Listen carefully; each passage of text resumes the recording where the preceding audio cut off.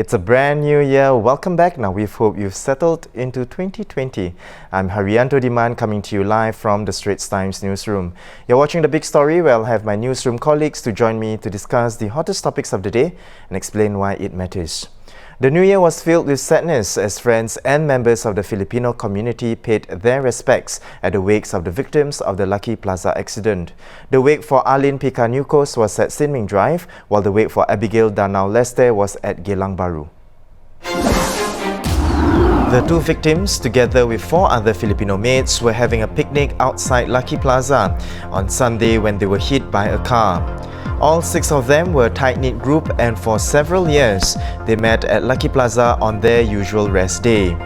What had begun as a joyous occasion over drinks and food that they had brought along to celebrate the upcoming New Year ended with 2 killed and 4 injured.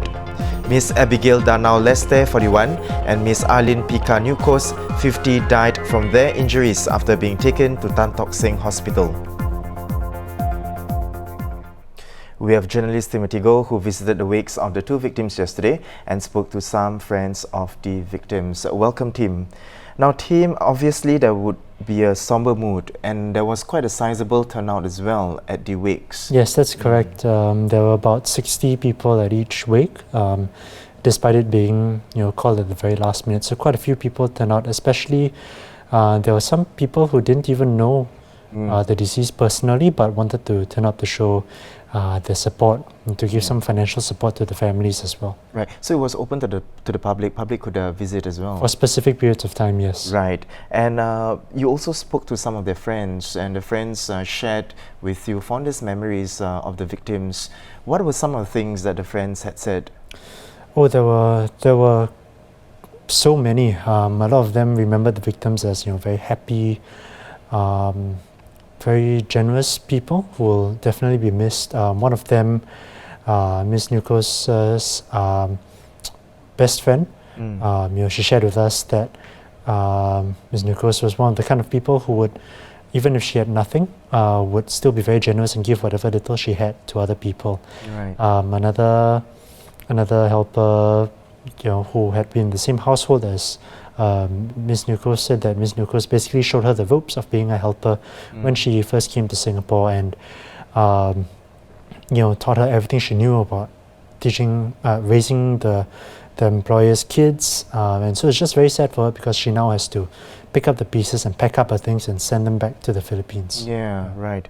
Apart from, of course, friends and family members who have expressed, sadness over the tragic loss of their good friend, netizens also have expressed condolences online. I think when the news broke, clearly people felt the loss of these 2 helpers. What were some of their responses online? Well, I mean, as you said, there's definitely been a great outpouring of condolences, not just from the Filipino community, which is very tight-knit, but I think some of the Singaporeans as well have all banded together to donate through an online giving portal, giving.sg, and as of yesterday, I think more than $250,000 had been collected for the 6 victims. Right.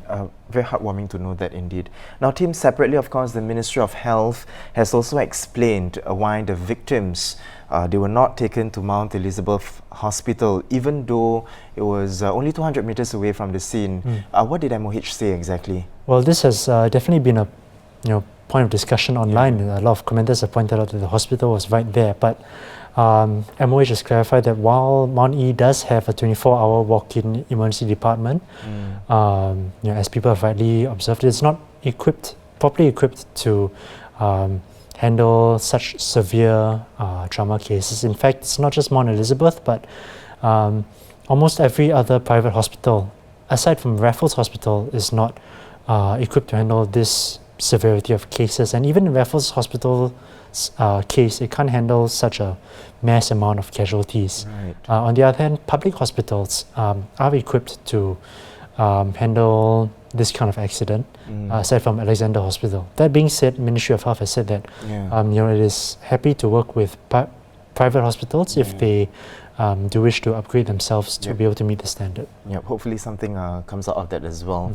Well, thank you so much, Tim, for coming on to the show, to share with us your experience on the ground at both of the wakes. And you were there yesterday, right? Yes. For both at the wakes. Now, our deepest condolences to the friends and family members of Miss Lester and Miss Newcoast. Now, to read more on this, head on to our website, straitstimes.com.